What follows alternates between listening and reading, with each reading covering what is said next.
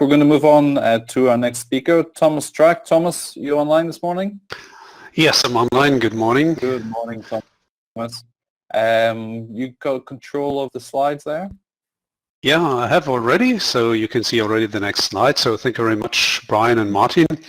Well, so I put my slide on my picture on the first slide so that you don't see me in the casual outwear I'm wearing in my home office. No, just a joke. Well, the value of water.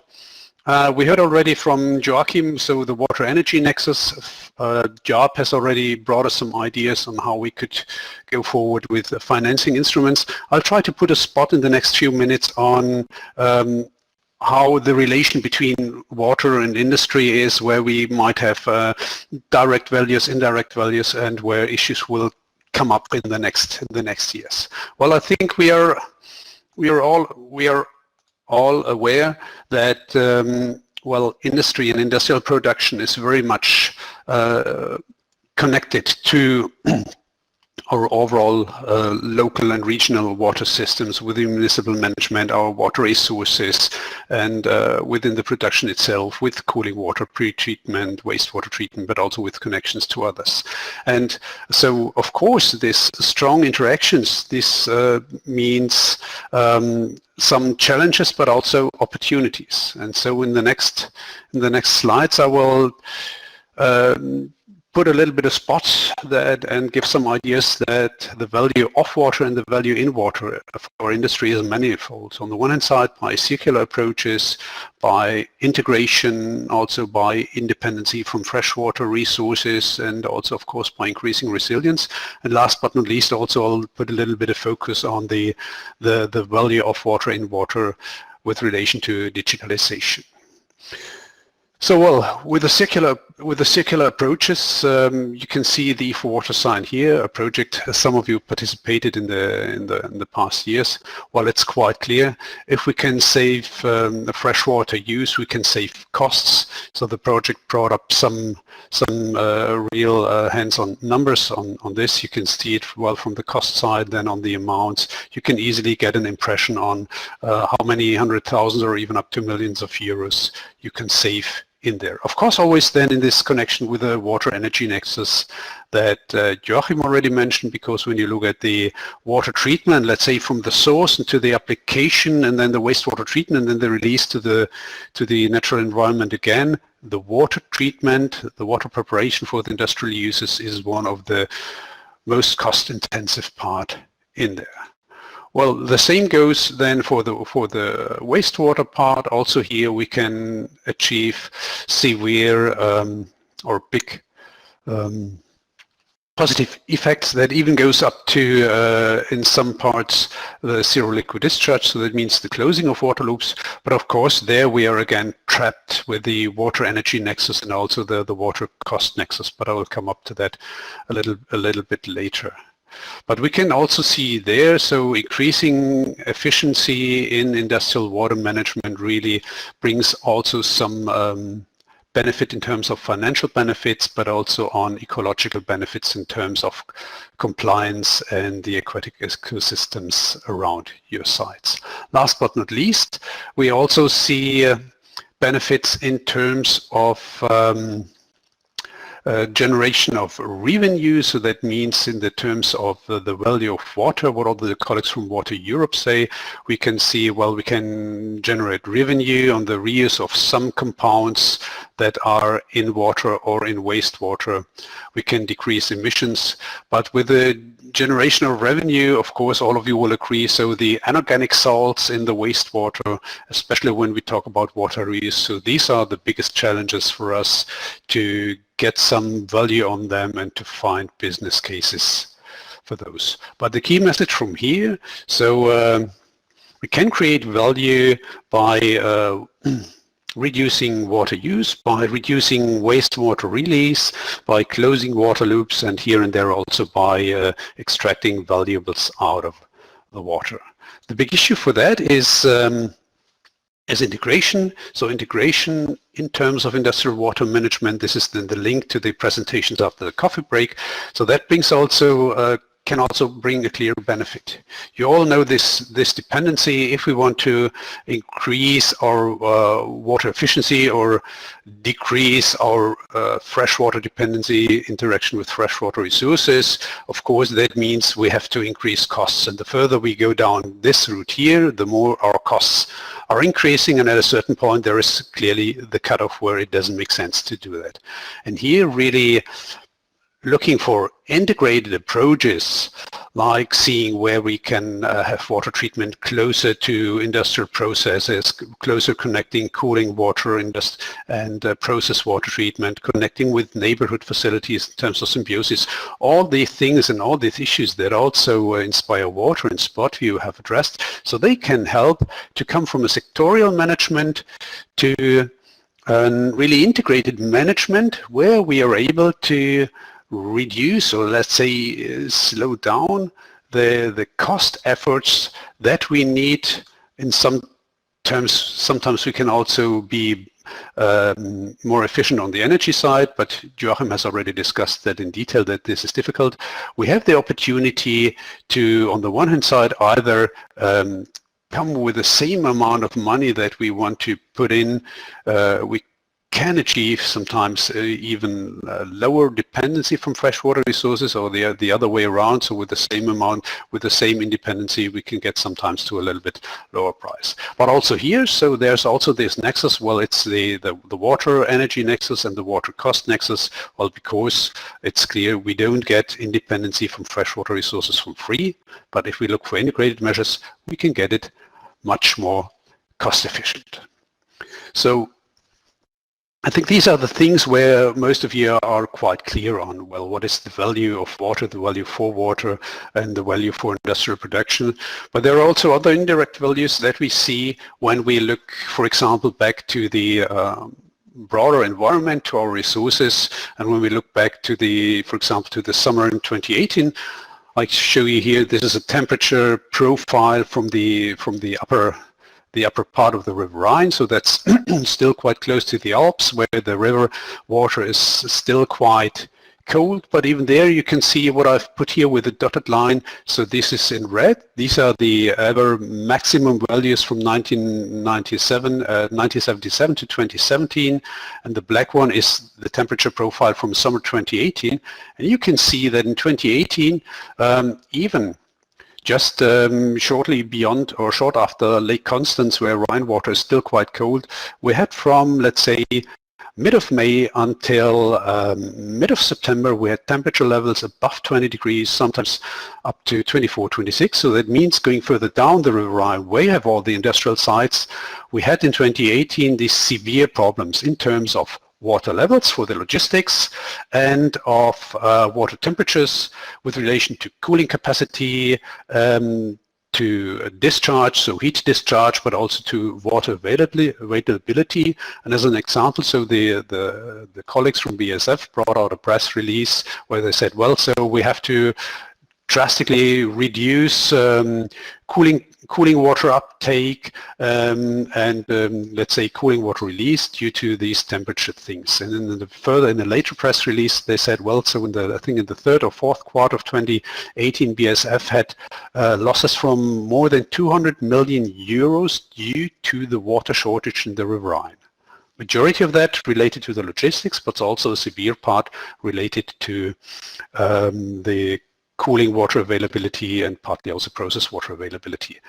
Well, so how can we get rid of that? And this is, of course, when we think of trying to reduce water-induced risks, for example, by efficient water use in industry or closing water loops wherever possible. So that helps us to safeguard production. And in the E4Water project, some colleagues have also made calculations how this can have a positive impact when you consider your return on investment, so the competitiveness of your return on investment. Job just said so well, so ROEs lower than 7 years would be fine, but the colleagues in Spain have made some calculations where they were able to show the relation. They say you have to read this.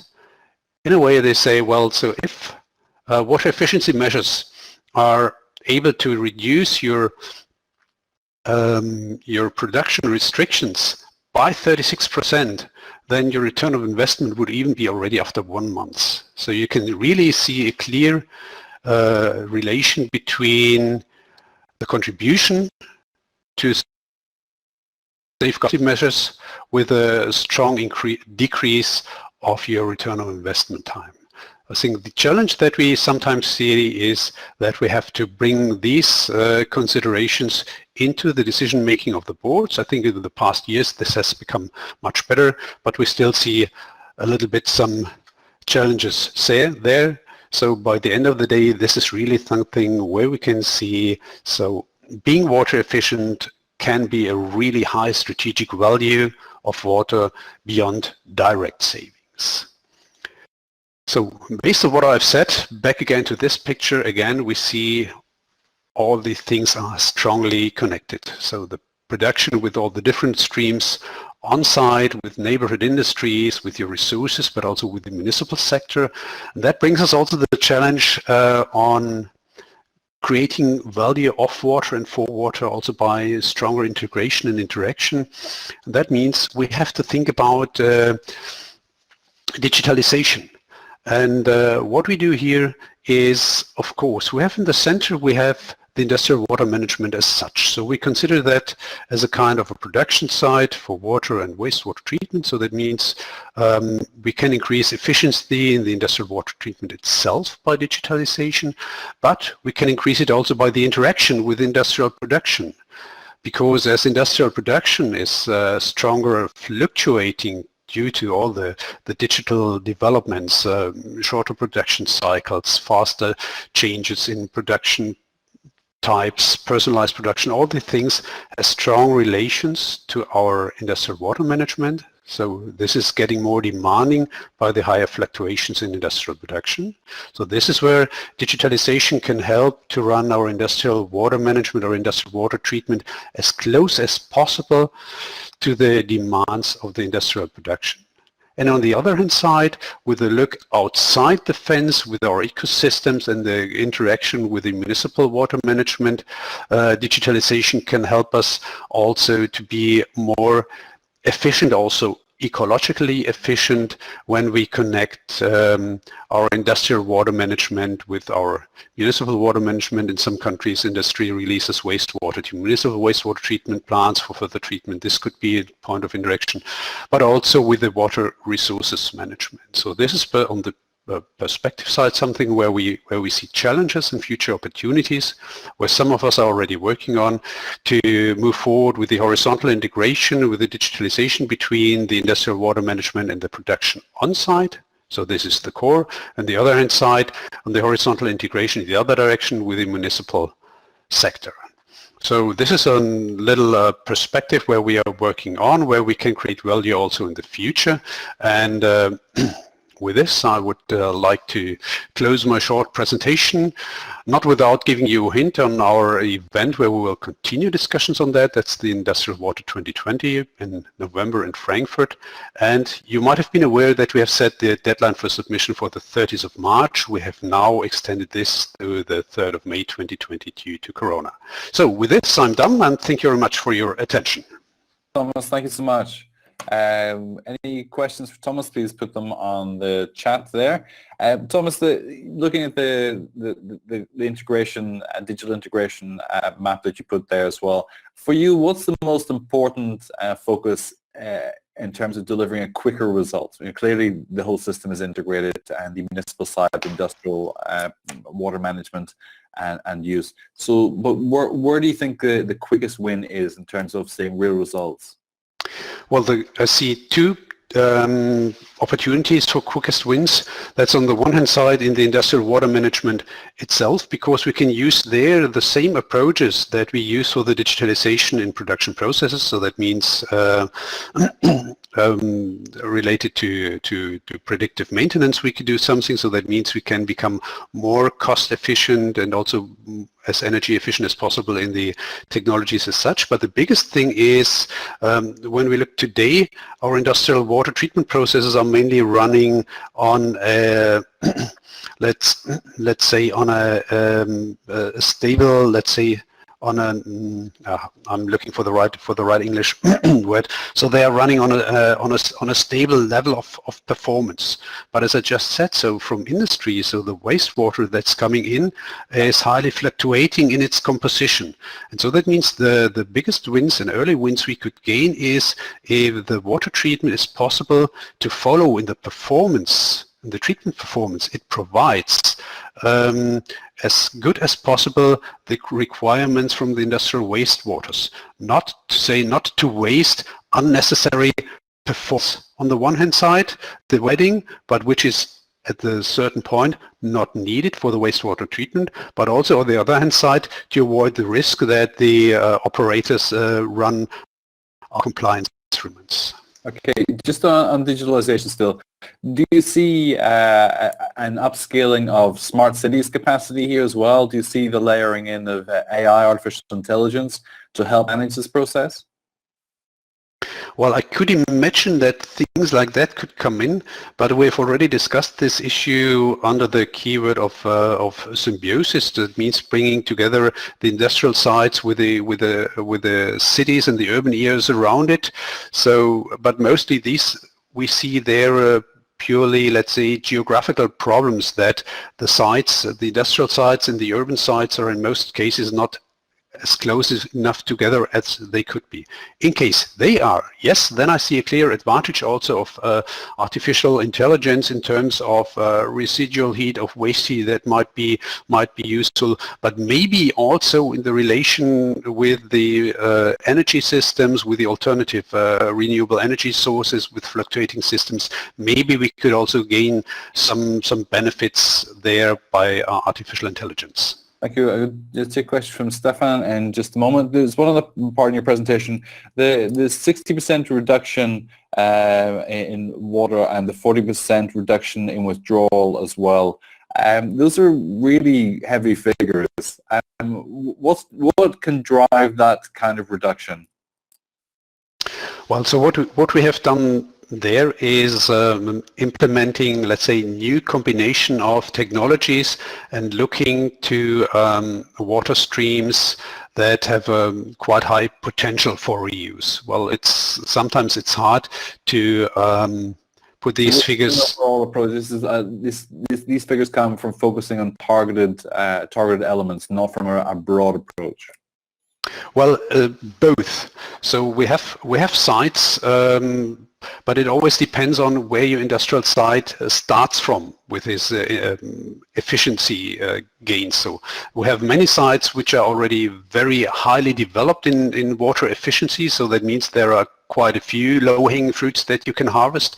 But in this specific project, we had one or two sites where we really had been able to harvest some big issues. Okay. But some of them have also really been by looking across the fence of your own production plant, also to neighborhood things. We said, oops, so this could be a connection we didn't consider right now. By investing some money, we could really gain some good benefits from that. Okay, Sophie will have some comments on that later on as well. Stefan has the question, do you have the feeling that the industry is more and more aware about the value of water, or is this development still going slow?